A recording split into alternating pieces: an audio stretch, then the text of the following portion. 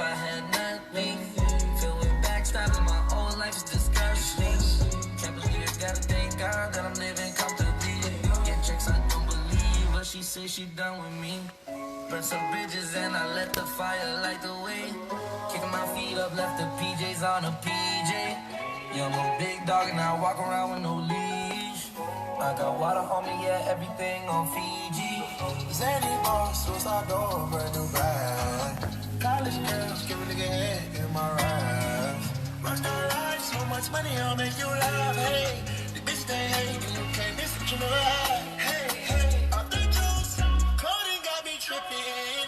Cut the coupe, walker roof is missing. Hey. I'm so sorry, guys, but I needed a little extra this morning to get me. I just finished that workout and it almost took me out the game. And when I tell you, I almost didn't make it up here with you guys this morning. Almost didn't happen. So now we're here. Quiet on the set. Good morning, precious. Mwah, mwah, mwah, mwah. How you doing, baby? Got everything. You got to get a checklist before you get out the car, too. Hey, Brandon. Brandon's here, guys. Brandon's here. We missed you yesterday, Brandon. He don't believe that. He don't believe it. But we did. Didn't you miss Brandon yesterday? I did. So, y'all, today on Coffee and Conversation with your girl, Shakenya. Did you go to that YouTube channel? Did you hit subscribe? Did you look at some of the videos? Nope, nope, and nope. I know. Don't lie. Don't lie to me. It's okay. You got time. Yes. I know. I know. Don't let the smooth taste fool you. It's cold outside. But I just finished working out. And I warmed the car up. So I came straight here from the house. So calm down. So yeah, guys. Y'all know yesterday I was talking to y'all about talking to your babies. About you. Sharing some of your experiences with your baby. And then I also interjected about sheltering or shielding your baby or from certain things. And I mentioned that y'all was probably like, why she say that? Because that was the prelude for today. I know. See why it's important? Hey, Portia. Portia here, guys. We don't Portia's have no here. coffee tops. We Oh. only got these tops. Okay. I'll make do. Yeah. Happy holidays to you. Yeah, guys, so I said you can't shelter your baby from everything. Hey, little mom. Some things your baby just got to go through and see and experience. Yeah.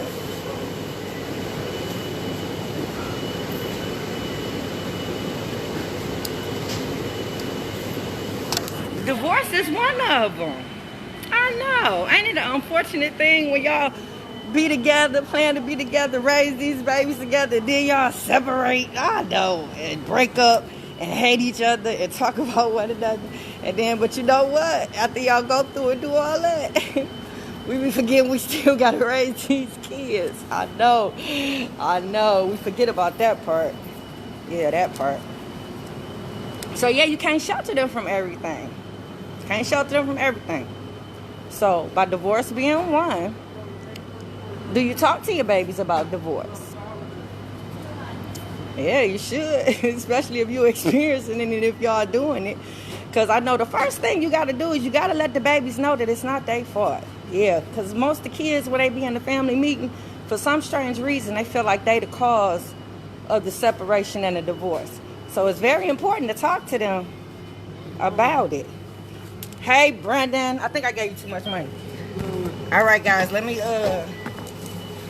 bundle back up. It's cold outside.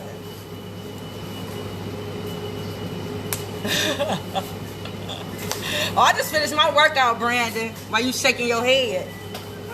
I have an excuse for being this sexy and this early in the morning. Hey, Brian. Y'all see my hair? I'm trying to get in the spirit. I still ain't put my tree up. I'm gonna put it up today, though. I say that every day. Have a good one. Merry Christmas, Brandon. So, yeah, guys. They don't have no lid on here, so I'm gonna sip it in the car a little bit.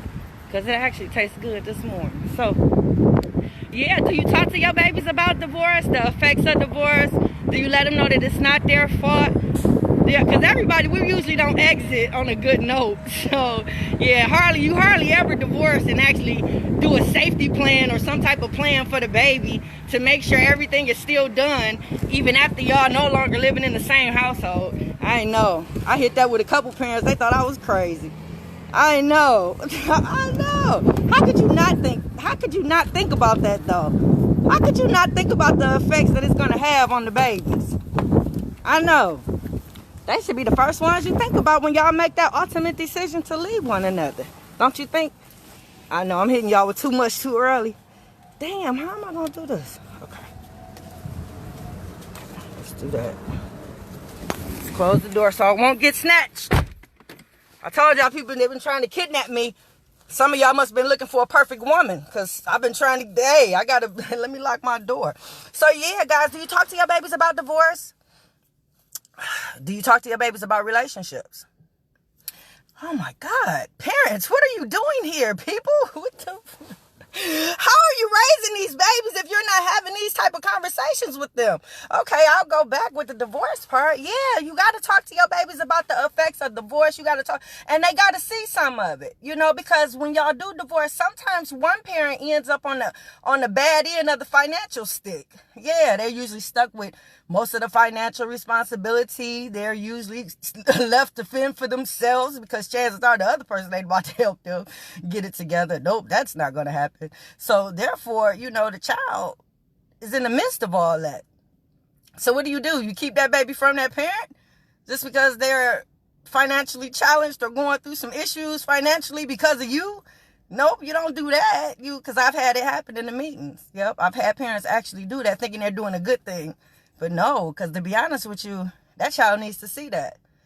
That child needs to see that. If that parent is in a situation where they're able to still care for that child and just not able to just provide certain things, because you got some parents who think just because a parent don't buy a kid an iPhone or a PlayStation, whatever number they're on right now, that constitutes as a financial hardship and that don't be the case. That's why it's important for y'all to communicate, because the way y'all think about certain things, y'all might both want the same thing for that baby, but the way y'all think about it and the way y'all try to present it and get it past the baby might be different. I know. Let me set this down for a minute because this coffee, first of all, move this out the way. I know I got coffee cups all up in here. Hey, Isaiah! How you doing, boo? What up, Carson? Good morning, baby. How y'all feel this morning? So, yeah. That you might be actually thinking that you're doing the right thing, but you might not be.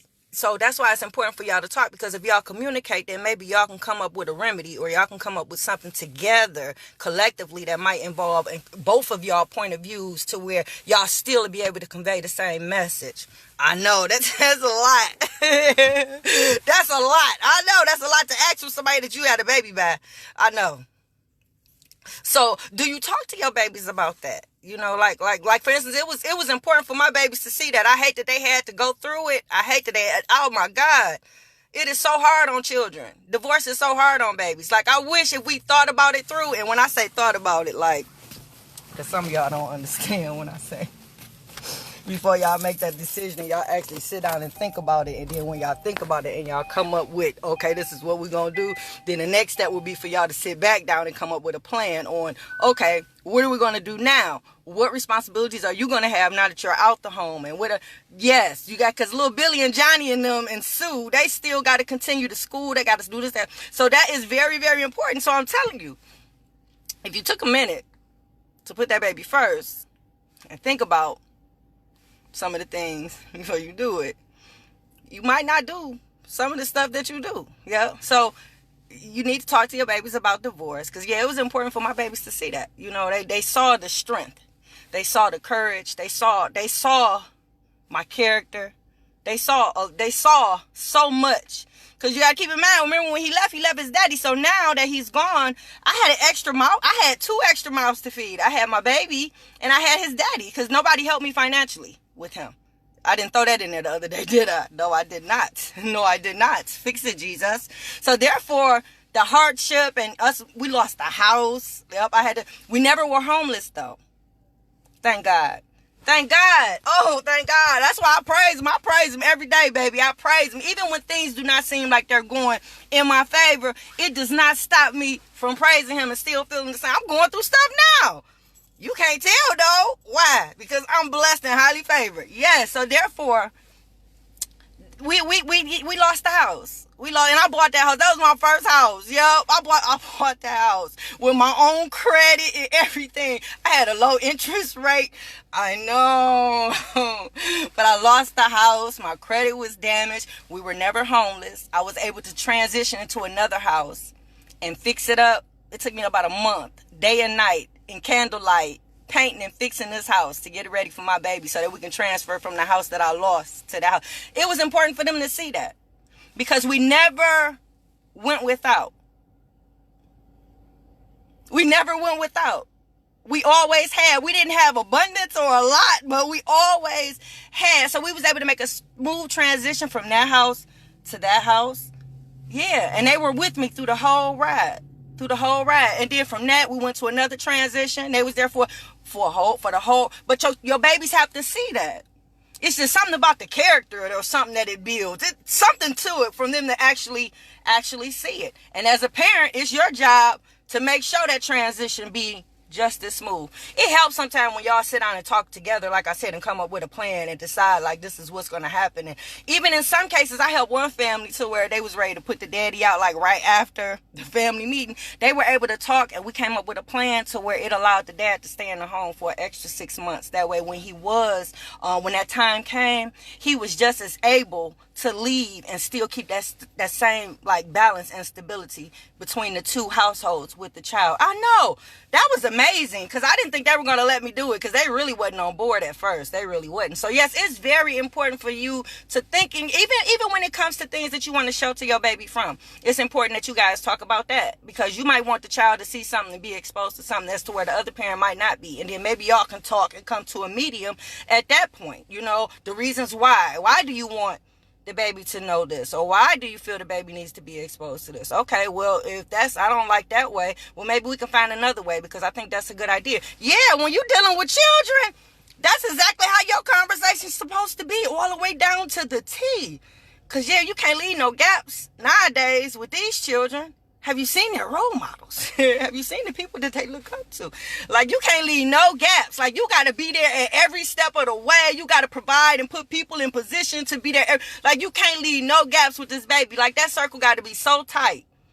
That means you got to be in communication with the other parent. You got to be in communication with they people. Everybody that come in contact with your baby, that tight. That circle got to be so tight. So tight. So yeah, do you talk to your babies about divorce? Do you talk to them about relationships, period? Like, it was very important for me to talk to my babies about relationships. Let me see, who talking to me? You talking to me? What you have to say about boyfriends or girlfriends getting between the actual parents? Well, I don't feel the boyfriends and girlfriends really get in between the actual parents. It should be a mutual respect for everybody, Isaiah, to keep it honest with you. I mean, because if you two no longer together and y'all not messing around and y'all not doing no funny business, because you got some baby daddies out here that think they can always come back and hit the baby mama. So if y'all ain't doing no fuddy-duddy stuff, Isaiah, and both of you guys or you or one or the other might be involved in the relationship, then it should be a mutual respect at the beginning once that person is solidified as this is my boyfriend and this is my girlfriend. Do they even have positions, especially if the non-custodial parent is truly involved? They actually do, depending on the nature of the boyfriend and girlfriend, where they are in life, because you got some boyfriends and girlfriends that be together 10 years. They'll never get married or nothing. So at some point, in some places, that's common law. So it's like, shit, they married, they together. So it depends on the nature of the relationship. If it's a situation where they actually live in the house and your baby is going over there and frequent that house from time to time, yeah, they have some type of position. They have some type of say-so because they over there taking care of your baby when they over there. Next question. Hey, Tim, what up, boo? So yeah, guys, it's important for you to talk to them because believe it or not, the conversations that you have with your babies about relationships and the relationships that you demonstrate in front of them and what they see carries on to them and how they deal with people and the type of relationships that they get into. I know, that's scary nowadays because you got situations out here now where these little girls, they hot as cayenne pepper. Yeah, they is out here. They is out here living that life. They living that dream. They is out here. So it's very important that guidance is in place when it comes to these little girls. I know that's going to be another video tomorrow, but it's very important that you talk to your babies about relationships. Talk to them about your relationships. Talk to them about your past relationships. Talk to them about relationships you had when you were a child, if you had one. Do you talk to your babies about sexual things? Do you talk to them about sexual experiences? Do you talk to them about your first? Do you talk to them about their first? Oh, God, I've lost you. Was that too deep for you? Oh, my God. Are you even talking to your baby? Oh, fix it, Jesus. This is it for Coffee and Conversation with your girl, Shakenya. Go to my YouTube channel. Hit subscribe. Watch some other videos. Because I can't take it anymore with you. Did anybody say anything else? I don't want to miss it. I'm out, guys. Mwah.